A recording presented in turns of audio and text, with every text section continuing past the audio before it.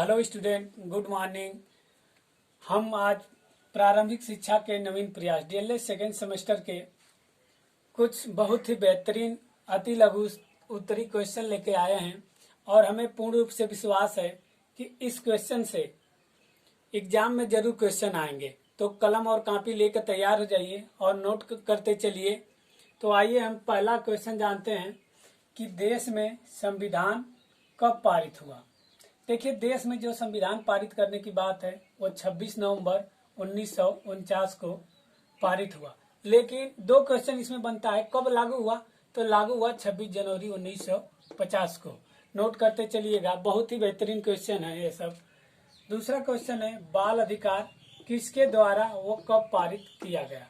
देखिए, जो बाल अधिकार है सर्वप्रथम संयुक्त राष्ट्र संघ द्वारा 20 नवंबर 1889 को पारित किया गया। अगला क्वेश्चन है भारत में बाल अधिकार कब लागू किया गया। देखिए, दो क्वेश्चन है। संयुक्त राष्ट्र संघ में 20 नवंबर 1889 को, भारत में बाल अधिकार लागू हुआ 11 दिसंबर 1992 को।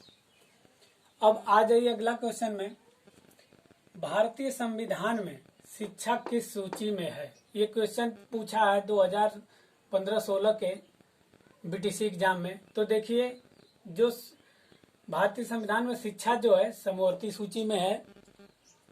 अब अगला क्वेश्चन में आ जाते हैं। ये क्वेश्चन भी बहुत इंपॉर्टेंट है, पूछा जाता है अक्सर एग्जाम में कि 6 से 14 वर्ष के बच्चों को निःशुल्क एवं अनिवार्य शिक्षा देने का प्रावधान किस अनुच्छेद में है। तो ये 21A में, अनुच्छेद 21A में है। और एक और इम्पॉर्टेंट क्वेश्चन है, प्राथमिक विद्यालय में शिक्षक और छात्र का अनुपात कितना है। तो शिक्षक और छात्र का अनुपात प्राथमिक में 30:1 है, यानी 30 बच्चों पर एक शिक्षक होगा। अगले क्वेश्चन में आते हैं, शिक्षा का अधिकार अधिनियम पारित करने वाला भारत विश्व का कौन सा नंबर का देश बना। तो देखिए, शिक्षा का अधिकार अधिनियम पारित करने वाला देश भारत विश्व का 135वें नंबर का देश बना। अब आ जाइए अगले क्वेश्चन में आते हैं, प्राथमिक स्तर पर न्यूनतम कार्य दिवस की अवधि क्या है। देखिए, इसमें दो क्वेश्चन है, एक प्राथमिक स्तर पे और एक उच्च प्राथमिक स्तर पे। तो प्राथमिक स्तर पे जो न्यूनतम कार्य की अवधि, यानी एक शिक्षक कितना न्यूनतम कार्य की अवधि दे सकता है। प्राथमिक स्तर पर न्यूनतम कार्य की अवधि 200 दिन की है, यानी 1 वर्ष का है। ये 1 वर्ष का है। 1 वर्ष का न्यूनतम कार्य की अवधि 200 दिन का है। घंटा में एक वर्ष में 800 घंटे का है। उच्च प्राथमिक में न्यूनतम कार्य की अवधि 220 दिन की है और 1000 घंटे की। यहाँ से क्वेश्चन बनते हैं, तो आप समझ लीजिएगा, नोट कर लीजिएगा। उच्च प्राथमिक में 220 दिन की और घंटे में 1000 घंटे की। ये 1 वर्ष का न्यूनतम कार्य की अवधि है।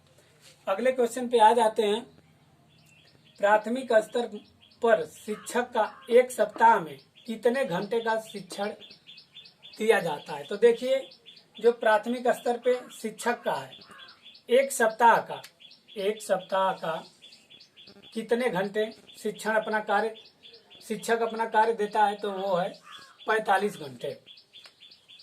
और फिर आ जाते हैं अगले क्वेश्चन में, अगर प्राथमिक विद्यालय में, ये क्वेश्चन भी पूछा है, बहुत इंपॉर्टेंट क्वेश्चन है, अगर प्राथमिक विद्यालय में 200 से अधिक छात्र हों तो शिक्षक और छात्र का अनुपात क्या होगा।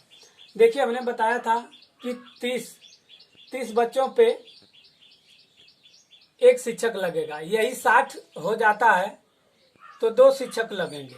और थोड़ा सा देखिए, 60 से जो ऊपर होगा, यानी 62, 63 बच्चे होंगे, तो यहाँ पे तुरंत 3 शिक्षक लग जाएंगे। यानी कहने का अर्थ यह है कि 30 पर 1, 60 पर 2, लेकिन 60 से अगर 2 बच्चे भी अधिक होते हैं तो वहां 3 शिक्षक लगाया जाएगा। उसी प्रकार क्वेश्चन है कि अगर 40 प्राथमिक विद्यालय में अगर 200 से अधिक छात्र हैं तो शिक्षक और छात्र का क्या अनुपात होगा, तो 40:1 का होगा। अब हमारा लास्ट क्वेश्चन है, इसमें 3 तरह के क्वेश्चन है, ध्यान दीजिएगा आप लोग, 3 तरह से नोट करिएगा। आरटीई का पूरा नाम क्या है और ये कब पारित हुआ और कब लागू हुआ। तो देखिए, आरटीई का पूरा नाम राइट टू एजुकेशन एक्ट है। यह सर्वप्रथम लोकसभा में 4 अगस्त 2009 को पारित किया गया। राज्यसभा में 20 जुलाई 2009 को पारित किया गया और राष्ट्रपति द्वारा 26 अगस्त 2009 को इस पे हस्ताक्षर करके पारित किया गया। लेकिन क्वेश्चन पूछता है आरटीई पूर्ण रूप से कब लागू हुआ। तो पूर्ण रूप से हमारा 1 अप्रैल 2010 को लागू हुआ। तो यही थे सब बेहतरीन क्वेश्चन, और आप एक नोट्स बनाते चलिएगा और हमें पूर्ण रूप से विश्वास है कि इन क्वेश्चनों में से आपके डीएलएड एग्जाम में जरूर क्वेश्चन आएंगे। और एक बार पुनः आप जो भी टॉपिक पढ़ाई जाती है नोट्स बनाते रहिएगा, और हम कम समय में जितना हो सके बेहतरीन से बेहतरीन क्वेश्चनों की क्यूज आपको देंगे। धन्यवाद।